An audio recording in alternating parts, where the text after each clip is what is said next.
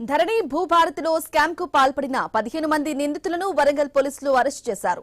ఇదే కేసులో మరో 9 మంది పరారీలో ఉన్నారు. జనగామ, యాదాద్రి జిల్లాల్లో గతంలో అక్రమ రిజిస్ట్రేషన్లు చేసిన నిందితులు ఆన్లైన్ ద్వారా మోసాలకు పాల్పడినట్లు గుర్తించారు.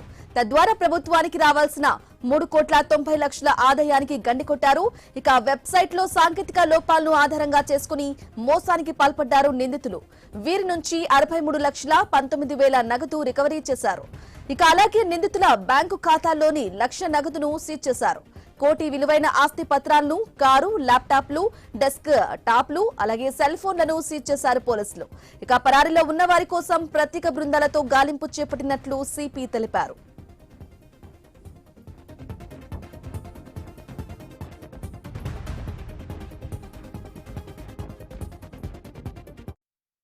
వెబ్సైట్ లో కొంచెం ఫోర్జరీ చేసుకొని వీళ్ళు ఒకటి చిన్నది వాళ్ళు ఇంతకుముందు యాప్ ఒకటి డౌన్లోడ్ చేశారు, inspect and edit HTML app అని. ఫర్ ఎగ్జాంపుల్ ఏదో ₹1,00,000కి జస్ట్ ₹1,000 అట్లా ఎడిట్ చేసుకొని సో అది వాళ్ళు అట్లా పేమెంట్ చేసేవాళ్ళు. సో దాంట్లో ఏం జరుగుతుంది అంటే గవర్నమెంట్కి ఇది ₹1,00,000 పోయే బదులు జస్ట్ ₹1,000 పోయినాయి. సో ఇట్లా వాళ్ళు చేస్తూ చాలా నంబర్ ఆఫ్ కేసెస్ వాళ్ళు చేశారు.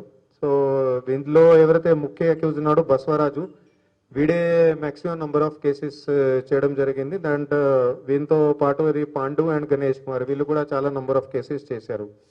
సో వీళ్ళు ఒకటి ఇక్కడ నెట్వర్క్ లాగా ఏర్పాటు చేసుకొని ఎవరెవరైతే అప్రోచ్ అవుతున్నారో సో వీళ్ళతో మీ సేవా ఆపరేటర్స్తో కాంటాక్ట్ అయ్యుకొని సో అంతా వీళ్ళు అది 15 మెంబర్స్ అట్లా వీళ్ళు నెట్వర్క్ పెట్టుకున్నారు. సో నెట్వర్క్లోనే ఇవన్నీ కూడా అది పనులు వాళ్ళు చేసేవాళ్ళు.